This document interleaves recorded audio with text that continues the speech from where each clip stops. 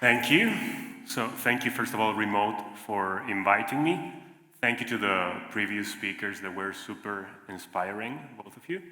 I would like to start today telling you a bit of a personal story.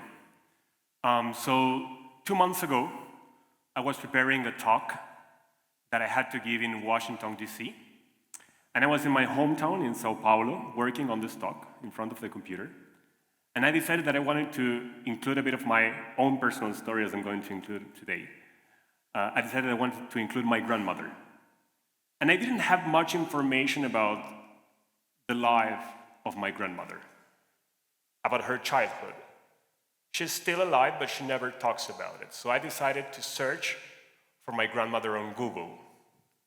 I don't know if you ever did this. I never did it before. So when I wrote down her name, Ida Berezovsky, I came up with this first search result of the Shoah Foundation, which is the institute that preserves the memory of Holocaust survivors. So obviously I clicked on the link right away and I came to this page. At that point, I remember that there was an interview that was done by the Steven Spielberg, a documentary by Steven Spielberg, back in 1997 when I was only 10 years old. It was almost a 2-hour interview, and I knew about this interview, but I had never watched it before because my grandmother never gave it to me. Obviously, the first thing I did was to try to watch it online, but it wasn't available.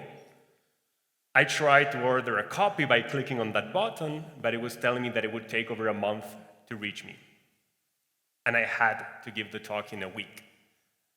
So I started looking around for a solution, and I found out that the Shoah Foundation had an archive in Washington, D.C., at the Holocaust Museum.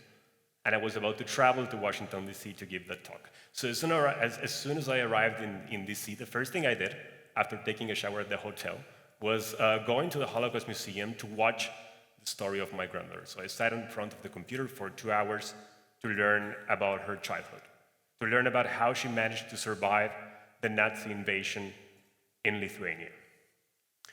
This is my grandmother, Ida. She's a lovely old lady.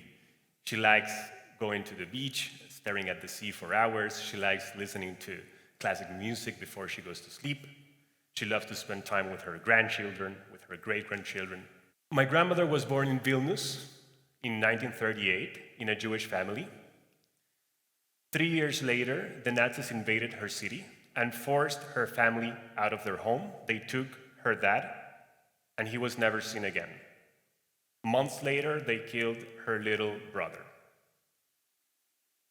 My grandmother was left only with her mom. And at one point, her mom found out that she was going to be sent to a concentration camp. So what she did to save the life of her daughter, was to give her in adoption to a Christian family who could take care of her while she was in the concentration camp, hoping that she would survive and see her daughter again. So my grandmother stayed with a Christian family during the war, pretending to be someone else, pretending to be Christian, to be the daughter of this family. No one could knew that she was a Jewish girl because she could get killed and the family could get killed. After the war, my great-grandmother survived, so she went back to that family to get her daughter. And at that point, they started the journey of refugees.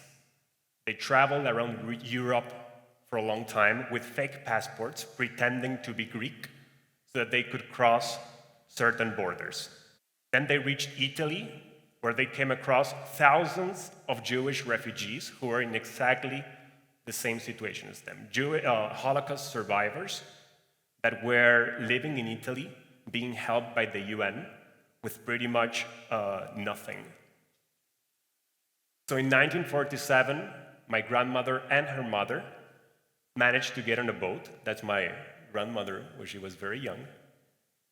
They managed to get on a boat to South America, and this is how my grandmother was able to restart her life in Buenos Aires. And the truth is that the story of my grandmother is not unique at all. I'm pretty sure that many of you have similar stories if you look at your parents, your grandparents, or your great-grandparents.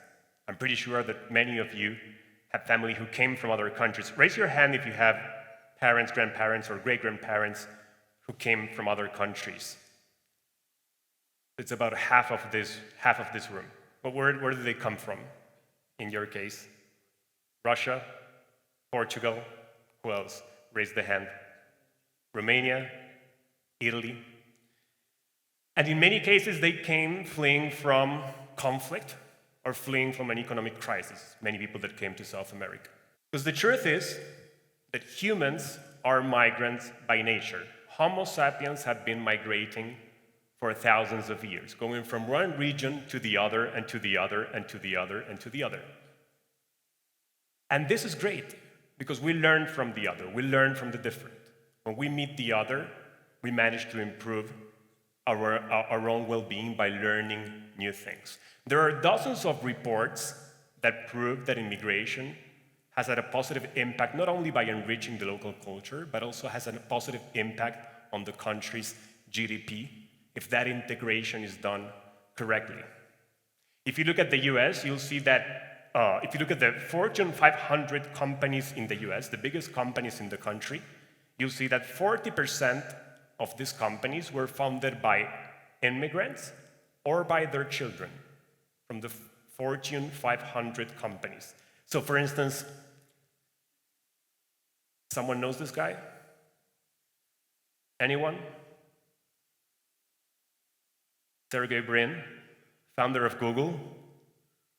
This one is more famous. Elon Musk, founder of Tesla. Steve Jobs, his dad was a Syrian immigrant in a country where Syrians are having a lot of trouble to get in nowadays. Jeff Bezos, his dad was a Cuban immigrant. There's something entrepreneurial which is intrinsic in the immigrant. This comes up naturally when the immigrant reaches a new country and needs to restart his or her life. And this is not only applied on a daily basis, but it's also applied on a business. The immigrant is able to come up with new ideas. And I was able to experience this by myself when I moved to Tel Aviv in 2009 to Israel to work for a startup incubator company. I realized when I was living in Tel Aviv and I was working in the startup incubator that people were respecting my point of view because I had a different point of view. And as I said before, when you meet the other, you manage to create new things. In 2014, I moved to Brazil because of a startup that I had founded in Tel Aviv. But as soon as I arrived in the country, I decided that I wanted to do something that could have also social impact. And I decided to go back to the social work that I was doing in Israel in the 4 years that I spent there. So when I was living in Israel, I was involved in an NGO called Microfi, which was empowering refugees who live in the country. Israel has around 40,000 refugees, mostly from Eritrea and from Sudan. And we were giving them microcredit so that they could become entrepreneurs, so they could set up new businesses in the country. So when I came to Brazil in 2014, I decided that I also wanted to continue that social work. And a year later, I founded Migraflix, an NGO that empowers economically and socially refugees and immigrants from different countries. Nowadays, we have in our network people from over 30 countries, because Brazil is such a diverse country that we managed to work with people from over 30 countries. This is a picture of one of the first activities that we did in Migraflix. As you can see, Talal Al-Tinawi and Ghazal, who is his wife, they gave a food cooking workshop of Syrian food to Brazilians. They taught the recipes of falafel, hummus, those famous Arabic dishes that you probably know. They taught those recipes to Brazilians. And this is part of the first pillar of Migraflix. We're based on two pillars. The first one is cultural entrepreneurship, and the second one is integration. And we decided to focus specifically on cultural entrepreneurship because we understand that a big added value of an immigrant or a refugee when he's about to start a new business is actually his own culture or identity. If you can put this into practice, you can come up with something very authentic, very unique that the local population will appreciate. So for instance, when it comes to food, there's no one better than a Syrian person to provide Syrian dishes to the local population. So we have, for instance, a food entrepreneurship program, which is called Roots in the Kitchen, in which we train refugees and immigrants who want to start new businesses in Brazil. We teach them how to set up a company, how to design a business plan, how to manage that business. They have financial education, marketing. And once they graduate from the program, we put them in touch with thousands of customers through partnerships that we have with companies such as Uber Eats when it comes to food. You all know Uber Eats, the food delivery app. So refugees and immigrants from different countries, they access Uber Eats and they start selling authentic dishes on Uber Eats. And this is a win-win partnership because at the end of the day, Uber Eats gets to provide their own users with authentic recipes from Syria, from Bolivia, from Peru, from Venezuela, from Congo, DRC, from Angola, from Iran, in a city like Sao Paulo, where it's not that common to find those type of culinaries. We have another very nice program, which is called Roots in the City, which is connected to the Airbnb experiences. So in this case, we work with refugees and immigrants from 20 different countries. We give them the tools they need to set up new businesses. And each one of them comes up with an authentic experience. It goes beyond food. It can be dance, music, art. So in the case of Dunduso from South Africa, she has a Zulu dance experience that she gives in Sao Paulo. And people can hire this experience by going on the Airbnb platform and buying that experience. You have Marcia from Bolivia, who is doing an experience with Bolivian textile. You have a Venezuelan branch, which is amazing. The first one that you see there, Viagem a Damasco, Trip to Damascus, is given by a mom, who is nowadays the most popular experience in Sao Paulo, sold on Airbnb. Nowadays, 36% of the sales of Airbnb belong to Migraflix experiences, being that if you look at the top 10 experiences in the city, 5 of those are Migraflix experiences. And this is another proof that a company can have a social impact by sponsoring such a project, by funding such a project, but also by providing their users with amazing experiences, authentic, something that they couldn't have provided if it weren't for the refugees and the immigrants who live in Sao Paulo.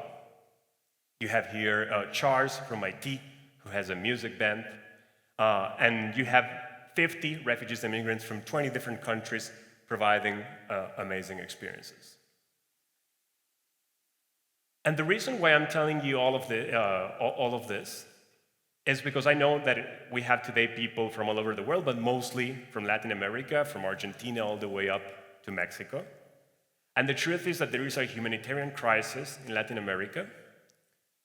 There's one in Venezuela, where according to the UNHCR, over 4 million people have been forced to leave the country.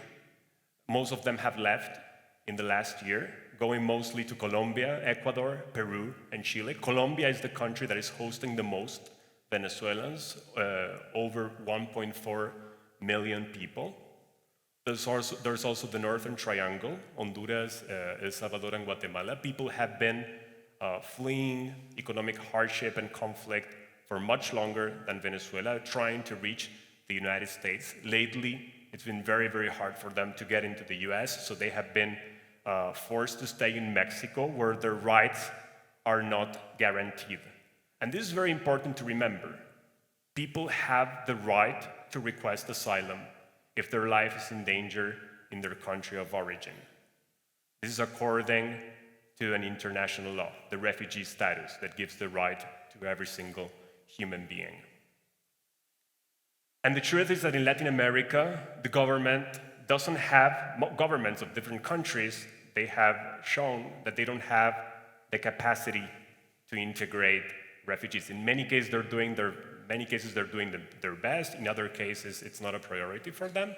but still they do not have the capacity. So I believe that the private sector has an opportunity and has a moral obligation to look at the refugees and immigrants that are reaching their cities and to try to understand how they can build win-win partnerships, not only to give opportunities to them, but also to create new products and services for their own customers. These are some of the companies that have already decided to do this by joining our partnership in Brazil. Many of these companies you know because they're international. And we have seen also in cases such as the Taste Food Festival. Do you guys know Taste? It's an international food festival which started in London. Some people are saying yes. It started in London. It takes place in Sao Paulo once a year. And we have seen that not only companies, but also big events like the Taste Food Festival, which is one of the most important food festivals around the world, has given Migraflix the opportunity to have a restaurant in this huge festival where 30,000 people, 30,000 Brazilians participate over 2 weekends. We had this year our own restaurant with 16 chefs from 13 different countries showing their cultures and their dishes to 30,000 Brazilians who went to this festival. So in this case, you have Jair. In this picture, you have Jair from Colombia, Chaitali from India, Manie from Haiti, and Aisha from Pakistan. These are 4 of the 16 chefs that participated. But the impact of the private sector goes beyond food. I believe that the tourism industry can also highly benefit from the qualities of immigrants. And how do you guys do this? First of all, immigrants are skilled. They reach the country with a university degree in many cases, with work experience, so they're highly skilled and they're eager to learn new things. They're highly entrepreneurial, as I mentioned before. They come up with a different background, so it's very easy to come up with new ideas when you guys meet and you try to think about a way to solve the problem. It's very easy for them to think out of the box. They have lower turnover because they appreciate much more an opportunity that is given to them. So they spend more time in the company than local people. This is according to various reports given by UNHCR. They provide cultural diversity to your business. And this can be applied not only to food. Let's say if you have a hotel, you can come up with new dishes and drinks for your guests. But it can also be applied to creating, for instance, experiences, as I mentioned before. You don't need Airbnb for this. You can look at the immigrants and refugees who live in your city, and you can come up together with them. You can get together and think about sophisticated experiences that you could offer not only your own guests, but also the people who live in your city.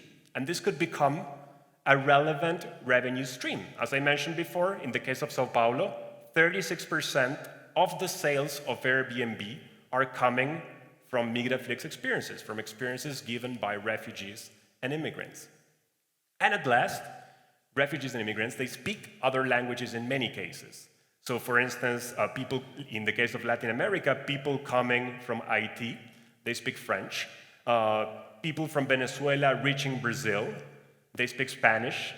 And in Brazil, Spanish is a big asset because most of the tourism coming to Brazil is from Latin America. So hotels are very interested and could take advantage of the Spanish when hiring Venezuelans to work for them. And there's a very nice case that I would like to share with you tonight. Maybe some of you have heard of this place before. It's the Magdas Hotel in Vienna, Austria.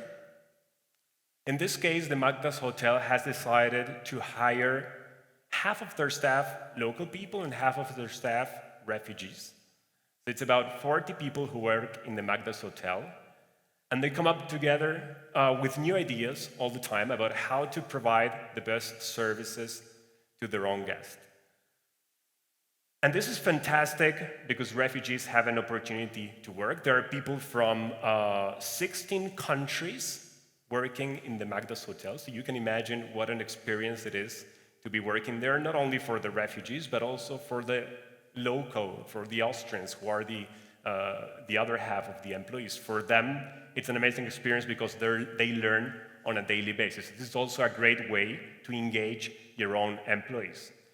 And maybe some of you may be asking yourselves, so what about the guests? Do they like this experience being in such a multicultural place? Well, I went to booking.com and I searched for the Magda's Hotel in Vienna. And I could tell that not only the guests loved the place, but the fact that this was a social business that had a human initiative was one of the big assets of the Magda's Hotel. So for instance, Katharina from Switzerland mentioned that this was the best kept secret in Vienna, unique, humanitarian, top quality, but modest. Sebastian from Germany, he said it's a fantastic hotel and he gave bonus points for the social innovation idea. And Dawn from Australia, she said that she loved the social enterprise philosophy behind the Magda's Hotel, and she was pleased to be part of it. I'm saying she because I guess Dawn is a girl. I don't know if I'm right or not. Anyone knows? Anyone from Australia here? Okay, I got it right. Thank you. So here's a proof of how your guest will appreciate the fact that you're having not only a multicultural atmosphere, but also a social impact. And this goes obviously beyond refugees and immigrants. This can be applied to any hotel that is having a social impact. So going back to my own story and my grandmother's story, by comparing both of her stories, the truth is that I'm here today because I was invited and I love to travel. And I thought it would be an amazing opportunity to share the work that we're doing.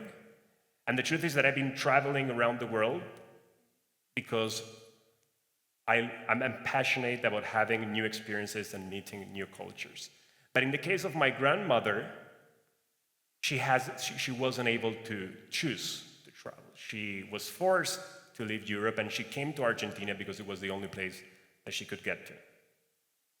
I guess in your case, most of you who are here in this room have also this chance, this wonderful privilege of traveling around the world.